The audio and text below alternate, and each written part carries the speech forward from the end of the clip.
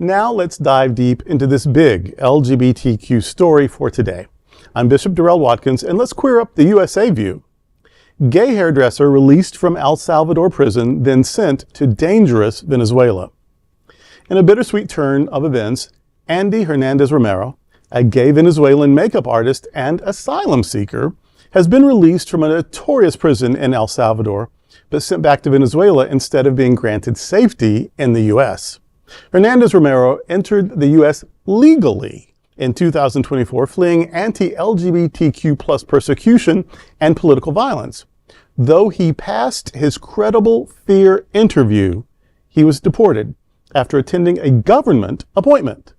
The Trump administration used the Alien Enemies Act of 1798, the same law once used to incarcerate Japanese Americans, to send him and over 250 other Venezuelan men to El Salvador's infamous Secot prison.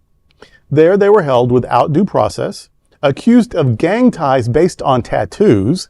His lawyers say Hernandez Romero has no criminal record. Secot is widely known as a site of torture and brutal anti-LGBTQ abuse. Photojournalist Philip Holsinger recalled witnessing Hernandez Romero cry, plead, and shout, "I'm innocent, I'm gay," as guards shaved his head and slapped him for speaking.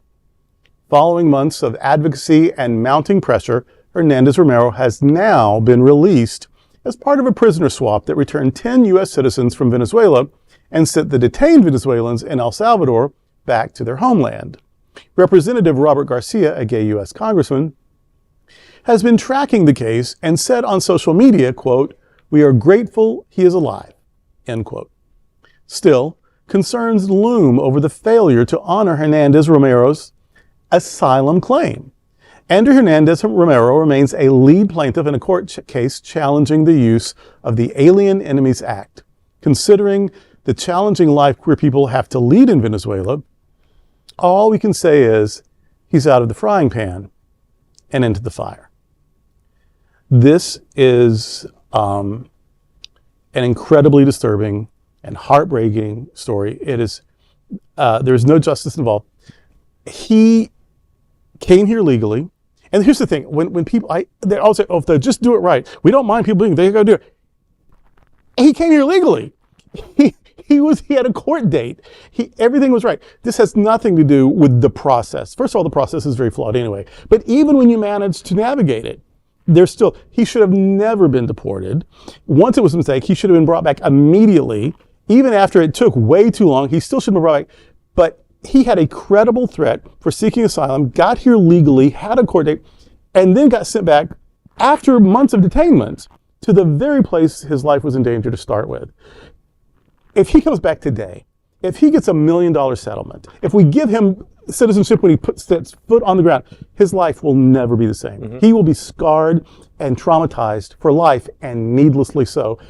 This is, however great you think we are, however moral you think we are, however, whatever our potential, our country, in my view, in my opinion, it seems to be so lacking in empathy and compassion right now that it's hard to claim any amount of decency or the higher ground at all.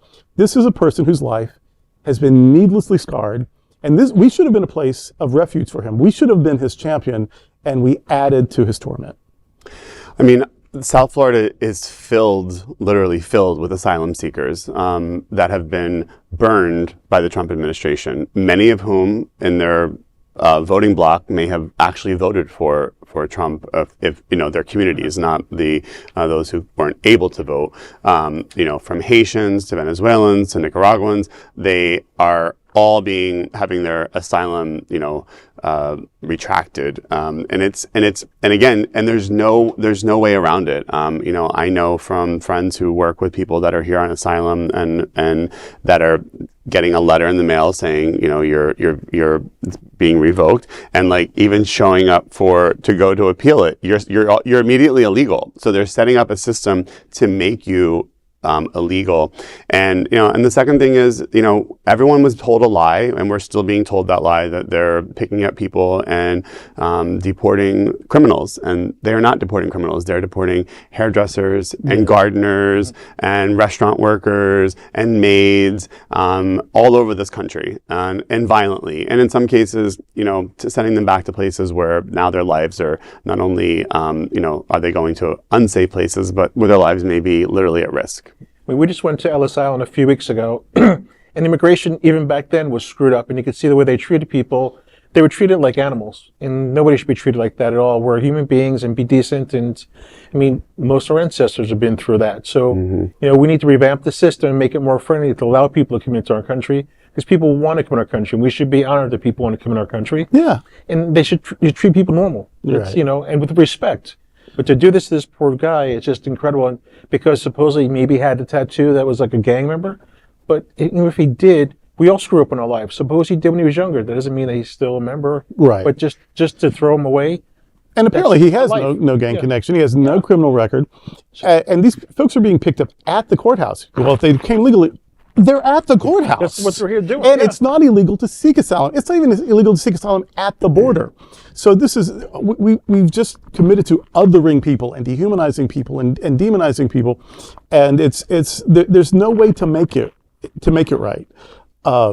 And when you complain, when you say something about, this marginalized group or this oppressed group or this, the administration is now calling that ideology, and they are canceling programs and defunding programs based on ideology. A person's life is not ideology. This life happens to be queer. That's not an ideology. And I shouldn't have to suffer more than anyone else just because of that. Or if I'm an immigrant, or if I'm a refuge seeker, or if I'm a person of color, or if I'm of some, religion you don't know about or don't like, none of that should matter. None of that should matter. And I just don't think that I'm a super lefty crazy, well, I'm super lefty and crazy, but my caring about other people isn't what makes me so. That should just be the basic standard of being a person. And we're failing that standard right now. And he did everything he was supposed to do, and he still got, screwed in the long run. Right. This is, I don't care what your economic policies are or your past political affiliations. There is no way that the behavior of this administration can be deemed moral or acceptable, no matter who you are. It seems that according to at least polling, favorability of immigration is actually on the rise. I think they said it's gone up like 15 points since Trump has taken office, about where people had a favorable view of does the United States need immigration. Of course, we do.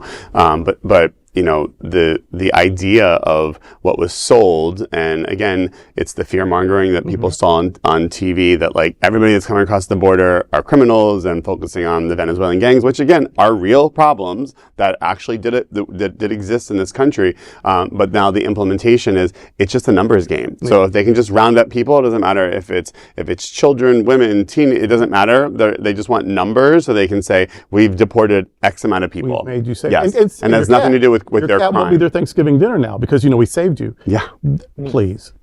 So cruelty is never the right thing. It's just never the right thing, and that's a big LGBTQ story for today. There's no other queer nonprofit media platform like this in the entire world.